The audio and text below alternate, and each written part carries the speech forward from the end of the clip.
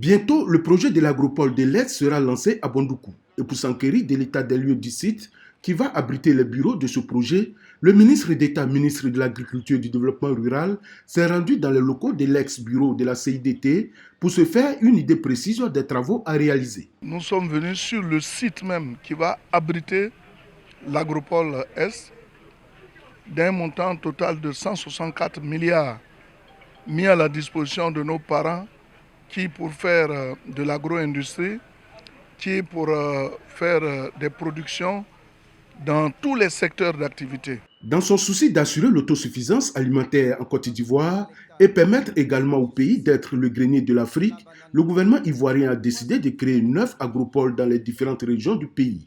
Après donc l'installation de l'agropole du Bélier et du Nord, l'agropole de l'Est qui sera bientôt installée aura sa spécificité. On va voir dans chaque localité qu'est-ce qui peut réussir.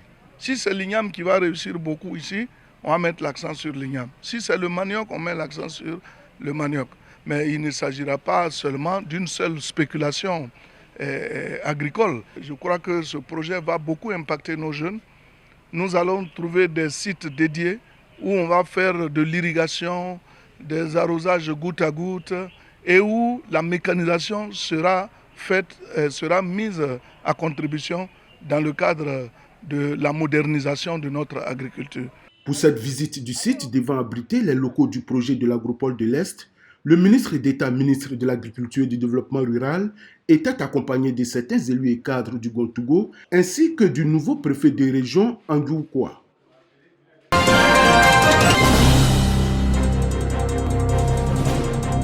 Onze mois avant le début de la Coupe d'Afrique des Nations en Côte d'Ivoire, les choses avancent bien, selon le secrétaire général de la CAF, Véron Mosengo Omba.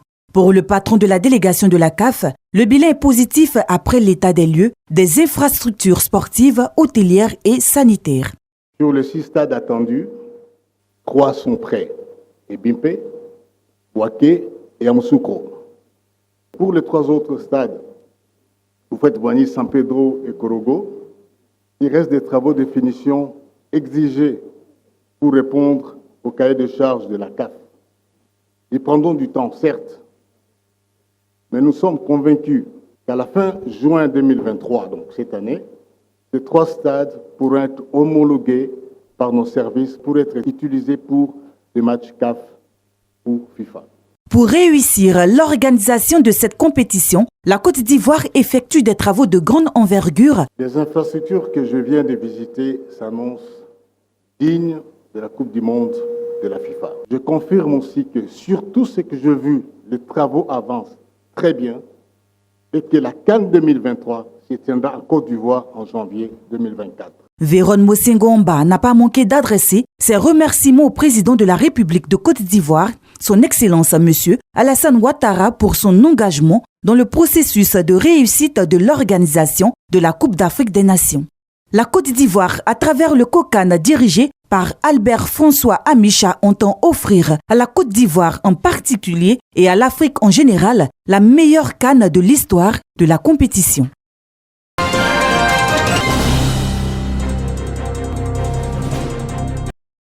L'ambassadeur de la Corée visite le centre sportif et culturel TIC ivoiro-coréen. Le centre financé par l'agence coréenne de coopération KOICA pour 7 milliards de francs CFA a été inauguré en octobre 2021. Il est le symbole de l'amitié ivoiro-coréenne.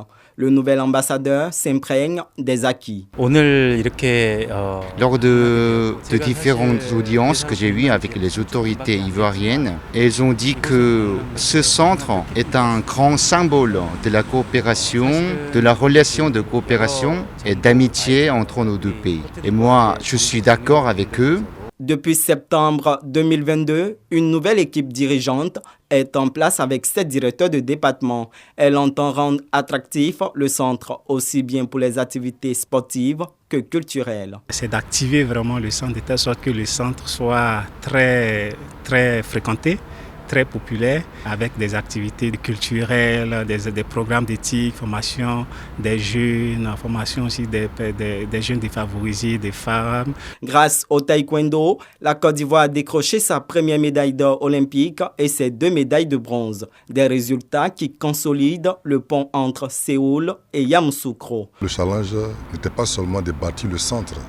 Nous avons la lourde charge avec la direction générale d'en faire un centre d'excellence. Initier les jeunes Ivoiriens et Ivoiriennes à la cuisine coréenne, à la musique. Et centre où nous allons créer des start-up et de faire de la formation. Pour 2023, l'État a débloqué 800 millions de francs CFA pour le fonctionnement de cette entité publique de type particulier.